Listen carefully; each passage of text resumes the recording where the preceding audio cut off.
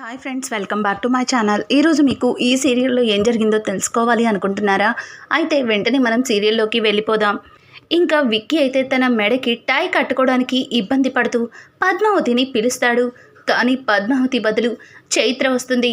చైత్రని చూసిన విక్కీ పద్మావతి ఎక్కడ అని అడగడంతో పద్మావతి కిందకి వెళ్ళినట్టుంది. ఏం కావాలి విక్కీ, చెప్పు, పర్వాలేదు అని అడగడంతో ఈరోజు ఎందుకో టై కట్టుకోవడానికి ఇబ్బందిగా అనిపిస్తుంది, అందుకే పద్మావతిని పిలుస్తున్నాను అని చెప్పడంతో దానికి చైత్ర అంతే కదా, నేను కట్టేస్తాను అని చెప్పి ముందుకి వస్తూ ఉంటే వద్దు, పర్వాలేదు, నేను కట్టుకోగలను అని చెప్పి ఇక విక్కీ వెనకడుగు వేస్తుంటే చైత్ర మాత్రం అదేంటి విక్కీ అలా మాట్లాడుతున్నావు? కాలేజ్ డేస్లో నేను సరదాగా నీకు టై కట్టేదాన్ని మర్చిపోయావా అని చెప్పి ఇక విక్కీ మెడలో ఉన్న టైని చైత్ర కడుతూ ఉంటుంది. కానీ అది బయట వాళ్ళు చూడ్డానికి వాళ్ళిద్దరూ ఒకరినొకరు కిస్ చేసుకుంటున్నట్టుగా అనిపిస్తుంది. అదే టైంలో పద్మావతి కాఫీ తీసుకుని రావడంతో అక్కడ చైత్ర విక్కీలను చూసి ఒక్కసారిగా గుమ్మం దగ్గర నుంచుండిపోతుంది. ఇక వెంటనే విక్కీ పద్మావతిని చూసి పద్మావతి అని అనడంతో దానికి చైత్ర కూడా రా పద్మావతి అని పిలుస్తూ ఉంటుంది.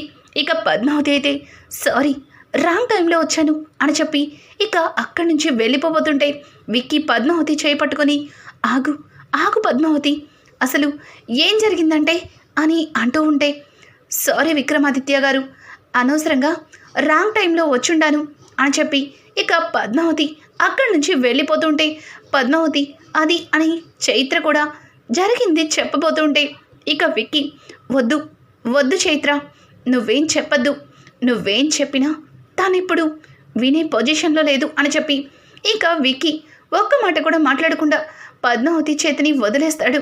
పద్మావతి బాధపడుతూ వంటగదిలోకి వెళ్ళి చాలా కుమిలిపోతుంది.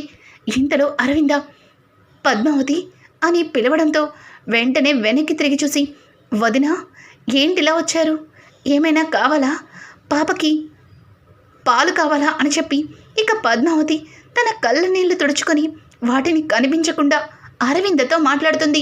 అరవింద ఇంకెందుకు పద్మావతి ఆ కన్నీళ్ళని దాచిపెడుతున్నావు? నాకు తెలుసు ఇంట్లో జరుగుతున్న విషయాల గురించి నువ్వెంతలా బాధపడుతున్నావో నేను అర్థం చేసుకోగలను. కానీ విక్కీ ఎన్నటికీ తప్పు చేయడు, విక్కీ మీద నాకు నమ్మకం ఉంది, నువ్వు అనవసరంగా విక్కీని అనుమానిస్తున్నావు అని అంటూ ఉంటే ఆ మాటలకి పద్మావతి వదిన, ఆయన ఏ తప్పు చెయ్యరని నేను కూడా చాలా నమ్మాను. కానీ కళ్ళ ముందు సాక్ష్యం కనిపిస్తుంటే నమ్మకుండా ఉండలేకపోతున్నాను. ఈ విషయంలో ఇంతకు మించి నేనేం మాట్లాడలేను అని చెప్పి ఇక పద్మావతి అక్కడి నుంచి వెళ్ళిపోతుంది. ఇక్కడ చూస్తే అను ఆర్యలిద్దరూ మాట్లాడుకుంటూ ఏవండి, పద్మావతిని చూస్తుంటే నా గుండె తరుక్కుపోతుంది.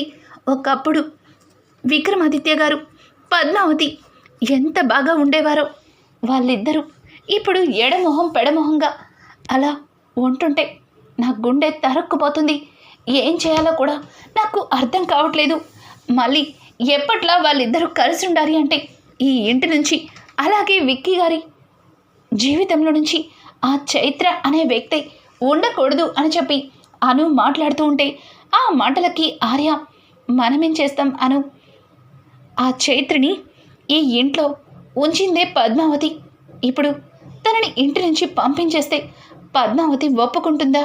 పైగా అన్నయ్య తప్పు చేశాడని పద్మావతి బాగా నమ్ముతుంది. తను అన్నయ్య ఏ తప్పు చేయలేదని నమ్మితేనే ఆ చైత్ర అనే మనిషి వాళ్ళ జీవితంలో నుంచి వెళ్ళిపోతుంది అని చెప్పి ఇక ఆర్య మాట్లాడుతూ అనుకి ధైర్యాన్ని చెబుతాడు. ఇక్కడ చూస్తే దివ్య అయితే మురళికి ఫోన్ చేసి బావా, ఇక్కడ జరుగుతున్నవన్నీ చూస్తుంటే నాకు రెండు కళ్ళు సరిపోవటం లేదు, అసలు నాకెంత సంతోషంగా ఉందో, తినకుండానే కడుపు నిండిపోతుంది, ఒక్కొక్కరు అసలు మామూలుగా కాదు, అయినా విక్కీ అన్నయ్య కనిపించినంత మంచోడేమీ కాదు అని చెప్పి దివ్య మాట్లాడుతూ ఉంటే దివ్య మాటలకి అట్నుంచి మురళి ఒక రకంగా నవ్వుతూ ఉంటాడు. ఏమైంది బావా, నేను ఇవన్నీ చెప్తుంటే నీకు చాలా సంతోషంగా ఉంది కదా, అందుకే అంతలాగా నవ్వుతున్నావు కదా అని అంటూ ఉంటే దానికి మురళి, అది కాదు, నా సంతోషానికి ఇంకొక కారణం ఉంది, కానీ ఇప్పుడు కాదు, తర్వాత చెప్తాను అని చెప్పి మురళి ఫోన్ కట్ చేస్తాడు. దివ్య అయితే హలో బావా బావా అని చెప్పి మాట్లాడుతున్నా సరే ఇక మురళి ఫోన్ కట్ చేయడంతో బావ ఎప్పుడూ కూడా ఏదో ఒక ట్విస్ట్ ఇస్తూనే ఉంటాడు. మొదట్లో చెప్పడు, తెలిసిపోయినాక తెలిసిపోయిందా అంటాడు. ఏంటో అని చెప్పి దివ్య ఇంకా ఇంతకీ ఈ పద్మావతి వదిన ఎక్కడ ఉందో అని చెప్పి అటు ఇటు చూస్తూ ఉంటుంది. ఇక చైత్ర అయితే తన గదిలో ఫోన్లో ఏదో చూసుకుంటూ ఉండగా ఇంతలో చైత్రకి ఏదో ఫోన్ వస్తుంది. ఇంతకీ నేను చెప్పింది ఏం చేసావు అని అడగడంతో దానికి చైత్ర భయపడుతూ, లేదు సార్, మీరు చెప్పిందంతా చేస్తున్నాను, త్వరలోనే పద్మావతి ఈ ఇంట్లో నుంచి వెళ్ళిపోయేలా చేస్తాను, ఖచ్చితంగా చేస్తాను అని చెప్పి ఇక చైత్ర మాట్లాడుతూ ఉంటే అట్నుంచి వేరే పర్సన్, పద్మావతి వెళ్ళిపోవడం కాదు, ఆ ఇల్లే ముక్కలైపోవాలి, విక్కీ నీ మాయలో పూర్తిగా పడిపోవాలి, నువ్వు ఏం చెప్తే అది గుడ్డిగా నమ్మాలి అని అంటుంటే దానికి చైత్ర, సార్ ఇప్పుడిప్పుడే విక్రమాదిత్య గారి జీవితంలోని అడుగు పెట్టాను, వెంటనే ఇదంతా జరగాలంటే కాస్త టైం పడుతుంది అని చెప్పి ఇక చైత్ర మాట్లాడుతూ ఉంటే దానికి అట్నుంచి, ఇంతకీ నువ్వు కడుపుతో ఉన్న సంగతి వాళ్ళు నమ్మారా లేదా అని అంటుంటే, నేను చేసిన యాక్టింగ్కి వాళ్ళు నమ్మకుండా ఎలా ఉంటారు, ఇప్పుడు నేను నా కడుపులో బిడ్డ క్షేమంగా ఉండాలని పద్మావతి ఎంతగానో పరితపించిపోతుంది, అలాగే నా కడుపులో బిడ్డ గురించి విక్కీ కూడా ఆలోచించేలా చేస్తాను అని చెప్పి ఇక చైత్ర మాట్లాడుతూ ఫోన్ కట్ చేస్తుంది. అదే టైంలో జ్యూస్ తీసుకుని వచ్చిన పద్మావతి చైత్ర ఫోన్లో మాట్లాడిందంతా కూడా వినేస్తుంది. అంటే చైత్ర నాటకం ఆడుతుంది అన్న నిజం పద్మావతి తెలుసుకుంటుంది.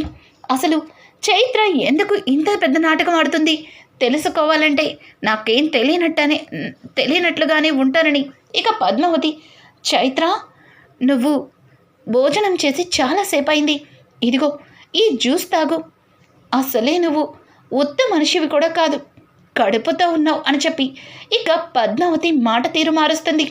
ఒక్కసారిగా చైత్రకి ఏమీ అర్థం కాదు.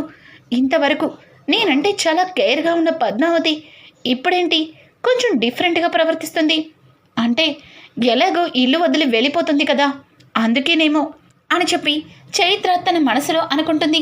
ఇక పద్మావతి బయటకు వచ్చిన తర్వాత, ఎన్ని రోజులు నా భర్త తప్పు చేశాడని ఎంతగానో నమ్మించావు, శ్రీరామచంద్రుడు లాంటి నా భర్త మీద ఇంత పెద్ద నింద వేస్తావా, చెప్తా నీ పని, నిన్ను ఈ రోజు నుంచి మామూలుగా ఆడుకోను అని చెప్పి పద్మావతి తన మనసులో అనుకుని ఇక తన గదిలోకైతే వెళ్తుంది. అప్పటికే విక్కీ ల్యాప్టాప్లో ఏదో వర్క్ చేసుకుంటూ ఉంటే పద్మావతి అంతవరకు విక్కీ మనసుని ఎంతలా బాధ పెట్టిందో ప్రతి సంఘటనని గుర్తు చేసుకొని విక్కీకి క్షమాపణ చెప్పాలి అనుకుంటుంది. కానీ నిజం తెలిసిన మరుక్షణం విక్కీ చైత్రని బతకనివ్వడు. అసలు ఎందుకింత పెద్ద మోసం చేశావని చైత్రని చంపేస్తాడు. అందుకే నిజమేంటో తెలిసే వరకు ఈయనకి దూరంగా ఉన్నట్టు నటిస్తేనే మంచిది అని చెప్పి పద్మావతి చాలా క్యాజువల్గా వెళ్ళి లోపల మంచం మీద కూర్చుని దొంగచాటుగా విక్కీని చూస్తూ ఉంటుంది. విక్కీ ల్యాప్టాప్ క్లోజ్ చేసిన తర్వాత మంచం మీద పడుకోవడానికైతే వెళ్తాడు. కానీ పద్మావతి తన పక్కన పడుకోవడం చూసి కాస్త ఆశ్చర్యపోతాడు. పద్మావతి, నువ్వు నన్ను క్షమించావా అని అడగడంతో, నేనేం క్షమించలేదు, కింద పడుకుంటే బొద్దింకలు బల్లులు వస్తున్నాయి, భయంగా ఉంది, అందుకే ఇక్కడ పడుకున్నాను, ఇక్కడ పడుకున్నంత మాత్రాన మిమ్మల్ని క్షమించినట్టు కాదు, అలాగే మీతో జీవితాన్ని పంచుకుంటున్నట్టు కాదు అని చెప్పి పద్మావతి ఎడమొహం పెట్టుకుని పక్కకి తిరిగి పడుకుంటుంది. కానీ పద్మావతి తన పక్కన పడుకోవడాన్ని విక్కీ కాస్త సంతోషిస్తాడు. కానీ చైత్ర అనుకోకుండా వాళ్ళిద్దరూ పక్క పక్కన పడుకోవడం చూసి కాస్త ఫీల్ అయిపోతుంది. ఇదేంటి, విక్కీ నుంచి పద్మావతిని దూరం చేయాలి అనుకుంటే ఈ పద్మావతి మళ్ళీ విక్కీకి దగ్గరైపోతుంది. అంటే విక్కీ ఏ తప్పు చేయలేదని పద్మావతి నమ్ముతుందా? లేదు లేదు, పద్మావతి నేను చెప్పిందే నమ్ముతుంది. కానీ పద్మావతి ఎందుకు మరి మళ్ళీ విక్కీ దగ్గర ఏదో ఒకటి చేయాలి అని చెప్పి ఇక చైత్ర కొద్దిసేపు ఆగి వాళ్ళ డోర్ అయితే కొడుతుంది. పద్మావతి లేచి డోర్ ఓపెన్ చేసి చూడటంతో బయట చైత్ర కనిపిస్తుంది. చైత్ర, ఏమైంది, ఈ టైంలో వచ్చావు అని అడగడంతో దానికి చైత్ర, ఆ గదిలో ఒక్కదాన్నే పడుకుంటే కాస్త భయంగా ఉంది పద్మావతి. ఈ టైంలో నిన్ను పిలిచి ఇబ్బంది పెడుతున్నాను అనుకోకపోతే నాకు తోడుగా ఉంటావా అని అడగడంతో దానికి పద్మావతి, విక్రమాదిత్య గారు, చైత్ర మీకోసమే వచ్చింది. గదిలో ఒంటరిగా పడుకోలేకపోతుందంట. మీరు తోడు వెళ్ళి పడుకుంటారా అని అడగడంతో దానికి వికీ, ఏయ్ ఏం మాట్లాడుతున్నావు, నేను తనకి తోడు పడుకోవడం ఏంటి అని అంటూ ఉంటే ఇంతలో కుచల, ఏంటి నీకు నిద్ర రావట్లేదా? నాకు చెప్పుండొచ్చు కదా, పడుకున్న వాళ్ళని ఎందుకు డిస్టర్బ్ చేస్తున్నావు? ఎలాగో మీ అంకుల్ పెట్టే గురకలకి నాకు నిద్ర పట్టడం లేదు, నేనొచ్చి నీకు తోడు పడుకుంటా అని చెప్పి కుచల వెళ్ళి ఇక చైత్ర గదిలో పడుకుంటుంది. కావాలని చైత్రని డిస్టర్బ్ చేయడానికి కుచల విపరీతమైన గురకలు పెడుతుంది. అనవసరంగా వాళ్ళిద్దరినీ విడగొట్టాలని వెళ్తే ఈవిడ తగులుకుంది. ఇప్పుడు నేను ఎలా నిద్రపోతాను అని చెప్పి చైత్ర తనలో తను తెగ ఫీల్ అయిపోతూ ఉంటుంది. మొత్తానికి చైత్ర నిజస్వరూపం పద్మావతికైతే తెలిసిపోయింది. ఇక చైత్రని నాటకాన్ని అందరి ముందు ఎలా బయటపడుతుంది, అసలు చైత్రని వెనుక నుంచి ఎవరు నడిపిస్తున్నారు అన్న నిజం పద్మావతి ఎలా తెలుసుకోగలుగుతుంది? రానున్న ఎపిసోడ్స్ అయితే మరింత ఇంట్రెస్టింగ్గా మారిపోతున్నాయి. ఈ వీడియో మీకు నచ్చినట్టయితే లైక్ చేసి సబ్స్క్రైబ్ చేసుకోవడం మాత్రం మర్చిపోకండి. Thanks for watching. Hi friends, welcome back to my